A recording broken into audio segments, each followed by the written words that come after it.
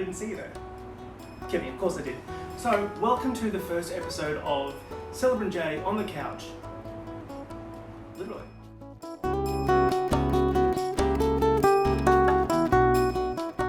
Today, I want to cover off two little things with you. The first is what I do as a celebrant, because I like to think I'm a little bit different. And, no, I am literally a little bit different, a little bit quirky, but on the other side, I want to have a chat about ceremonies. And I'm bringing this topic up because a lot of couples recently have been saying, Jay, our wedding ceremony, we know it's going to be fun, we've seen what you do, we love what you do, thank you very much, but what does it look like when you break it down? So here we are on the couch to have a chat. What I do, I like to think I'm a little bit different, and I say that because I like to bring something different to the party when it comes to getting to know you. It's all about having a bit of fun, because this process of planning a wedding can be bloody stressful. So for me, as one of your many suppliers, I'm all about lounge room picnics. If you haven't followed me on Instagram or Facebook yet, Married by Jay, get in there.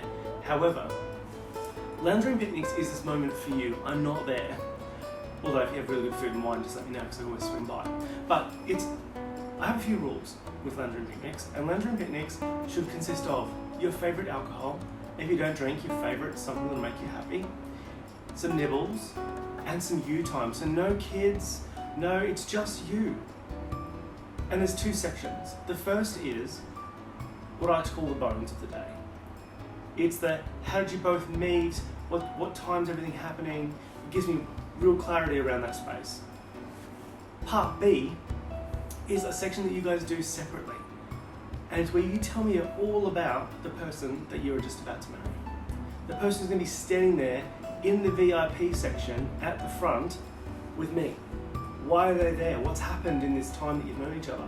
The good, the bad, the ugly. The more you give me, the more creative I'll get for you. So that's, in a very small nutshell, lounge room picnics. How are they done now? Back a little while ago, it was all paper-based. So you fill it out and you'd scan it back to me. And that's still an option if that's your way of doing things. But now every one of my clients gets their own client portal. In that portal, there is everything from our conversations, invoices, all the fun stuff. But then your lounge room picnic packs, the individual sections that you can go into your own one, update it, and when you hit submit, it tells me you've done it, and I can go and read it and take all the information. Plus, how to write your vows and promises and anything else I can potentially create through time, because I just love creating new things for people. So everyone gets that portal, which is fantastic. And allows us, outside of email and text message and every other way you can contact me, it allows us full access to your own profile as well. Everything goes straight back to your profile, which is awesome. So that's a little bit, in a very small nutshell, around how I get to know you outside of meetings and all that kind of stuff. I am available pretty much 24/7, as everyone who's booked with me knows. I'm there. If you want to reach me. If you want to be left alone, you can be left alone until we need to get stuff done. Ceremony, the fun part. So everything we do leads to this one moment in time, which is awesome. So on the day, no matter where you're getting married, I typically only do one wedding a day for a couple of reasons. I freak out if I have more than one, because my priority is you.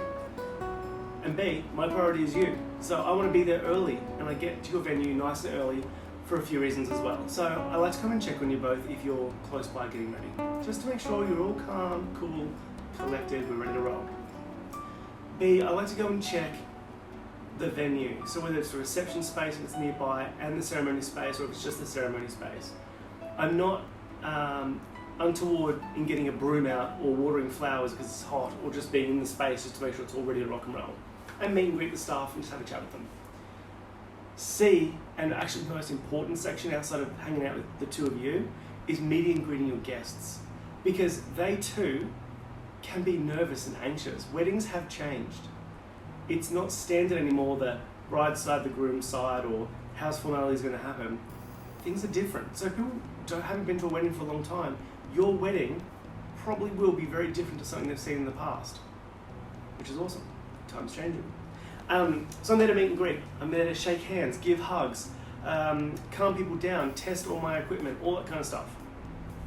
Then if someone's going to be waiting down the front of the VIP section with me, we all come down, I line you up, and I like to do a bit of housekeeping. And housekeeping is normally around mobile phones, iPads, any other goddamn device that you can throw out there to record this wedding. When I do housekeeping, before my own wedding, we were like, no phones, we've got a photographer, he's amazing. Hashtag Ben Connolly. But I changed my mind after all of that. We got amazing photos. However, on the day, we also got fantastic photos from our guests, real candid photos and stuff on the spot. So my housekeeping is, and unless you want something different, take a few photos, then put your phone away and be in the moment with us. Enjoy the ceremony and enjoy the love story that's just about to be told. And for the next 48 hours, do not post anything on social media. Send things to the couple, let them do their thing, and then in 40 hours time, go nuts. It works a treat.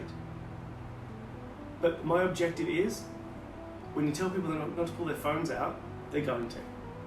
So let them take a few photos. You get a few anyway, so that's great, before you wait for all your photography stuff to come through. But be in the moment. While we wait as well, I always have a selfie stick, and I tell all my couples this, my selfie sticks come everywhere with me.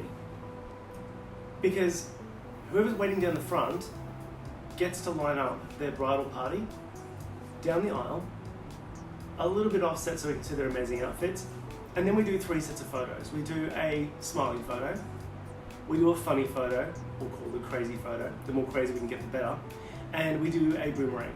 So through that process, I walk everyone through it just to allow them to understand usually what a boomerang is for the older generation sometimes, and sometimes the younger too. We do a few candid photos, we have some fun, and then I line everyone back up, make sure that you look schmick, and then we wait for the gorgeous person who's going to be walking down the aisle to come down. When that person arrives down the aisle, and they get to you, and all the hugs and kisses and the giving away essentially happens, I like to give you both a little moment. A moment just to regroup, say look stunning, have a hug, hold hands, just not kiss. However that long that moment takes, it does not matter. Because right now, we're all in the love bubble. Once you are ready to roll, and I line you back up and you're all good, you're allowed to stand there and hold hands. This is your moment.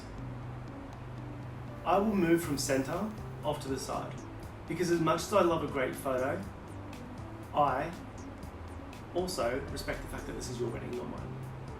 So I'll move off to the side and I'll come back as I need to. Once we're ready to go, an optional element within your lounge room picnic is introducing your bridal party, or the people who you've chosen to be up there with you, your support. However, the reason I do this is A, it's nice to introduce people, but B, later in the night, they're going to get revenge. And they thought they had the leg up on you. Speeches will happen. Stories will be told. So, this is your opportunity to introduce them as their best friend, sister, brother, best mate, whatever they are, and give me some funny stories as well. Give me the crap they've done. The reason that person has remained a friend of yours for 10 years. We introduce everyone. And then once that's done, it kind of gives everyone that chance to have a laugh and break the ice, and then we move into the real ceremony. Where I tell your love story from all the notes you've given me. And in that love story, whilst we do all the I-dos and the legals and all the fun stuff, I get to a section where I say to you both, are you ready to hear what the person you are just about to marry has told me about you? Photo op, right there. Faces go, oh my God, here we go. And then I tell 2 separate stories from 2 different people about the person in front of them. Then I intertwine you both through those 2 sets of stories so that everyone know why you have become an amazing couple, why you are the couple who are getting married today. From there, we move into what I like to call promises. So promises are like vows, just the 2020 version. Right, yeah, all good. Promises are all the love stuff, all the things you say, you know what, I promise to do X, I promise that we're going to grow, and etc., etc. But also, you can throw in some funny shit that has happened in your relationship. Example, at our wedding, we do taco night every Tuesday. I love tacos. However, I have 2 tacos and I'm full. Jaden has 7 tacos.